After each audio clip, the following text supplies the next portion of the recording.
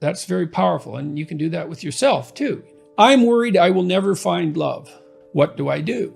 Well, the first thing I would say that you should do is understand that you are not alone in that worry. I guess part of the answer is you act in spite of your worry. And that's actually the best treatment for your worry. Many men are petrified by women. They won't approach them at all. Men get confused with women. They have no idea how to talk to them. They're just petrified into immobility. And that's the problem too. If you're chronically rejected by people, it's often because of your own insufficiencies. You can't just brush it off as, oh, well, you know, no one likes me, but really I'm okay. It's like, no, wrong. If everyone rejects you, there's probably something wrong. Males have a dominance hierarchy, and there's a relatively small number of males that are relatively successful, and those successful males have preferential access to female reproductive capacity, either because the females actively choose the more dominant males, which is very, very common, or because the more dominant males chase all the less dominant males away, so that even if the females don't exercise choice, which they often do, then the only males left around that can serve as reasonable mating partners are the more powerful ones. So imagine you had men who could confer benefit and who were incapable of inflicting cost, and men who could confer benefit but were capable of inflicting cost. I think you'd see winners on that side because of that free rider problem. And that ties into what we'll discuss in relationship to the dark triad, because there's some mystery about why women seem to be attracted to these so-called dark triad traits. And I would say that they're using them as insufficient markers for the ability to or the acquisition of status. And narcissists capitalize on that, right? Because a narcissist looks confident.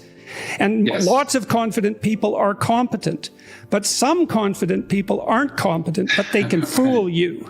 Yes. And then I think the other explanation is that if you had to choose between a benefit conferrer who could punish free riders and one who couldn't, you should pick the former. If you're more compassionate, more empathic, you're going to feel the hunger of other people and you'd be more motivated to care for them, let's say. But it's also possible that low agreeableness has something to do with, well, perhaps hunting prowess. That might be part of it. And so women are in a conundrum with agreeableness, right? Because they need a mate who's agreeable enough so they can bond with them and that will care for their children and that cares in general.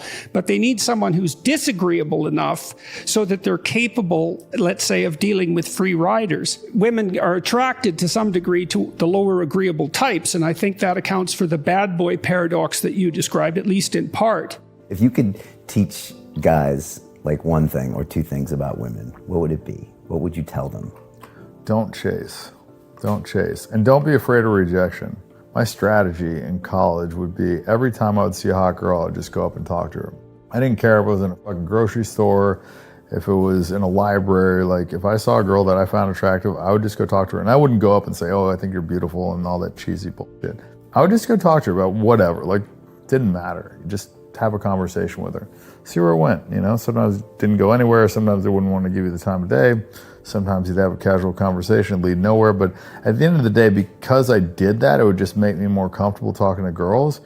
And it was just kind of a numbers game. Now I realize that a better strategy, if you can do it, a lot of guys don't really have their life set up to do it, is set up your life to where the girls have to come to you. And so you don't have to pursue them. And when you don't have to pursue them, like I said earlier, you know, just the dynamic is different when they're chasing you as opposed to you chasing them. The rule is honesty. That's my one rule. It's like, you have to be honest with me and I'll be honest with you. That's pretty much my one rule. I think you could say reasonably that female human beings do the same thing to male human beings.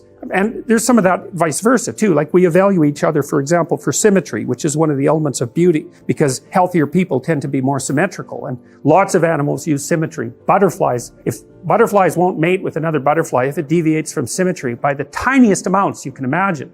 So symmetry is a marker. And there's other markers, like shoulder width to waist width is one, and waist width to hip width is another. That's usually what males use that to evaluate females in part. So there's lots of markers of health. How do you find the love of your life? Here's the right question. How do I make myself into the perfect date? You answer that question and you will not have any problem answering the previous question. It's like, what do I want in a partner? If I offered everything I could to a partner, who would I be? You work on that. Ask that question. Just ask. Just ask yourself, okay, I have to be the person that women would want. Okay, what do they want? Clean, that's not a bad start. Reasonably good physical shape, So healthy, productive, generous, honest. the harder you work on offering other people what they need and want, the more people will line up to play with you. And so it's the wrong question. It's like, how can I be the best partner possible? And then you think, well, if I do that, people will just take advantage of me. And that's the non-naive objection, right? Because the naive person thinks, well, I'll be good and everyone will treat me right. It's like, and then you think, well, what do you do about that objection? And the answer is, well, you factor that in. And that's why you're supposed to be as soft as a dove and as wise as a serpent. I know you're full of snakes. I know it. Maybe I know it more than you do, but we'll play anyways.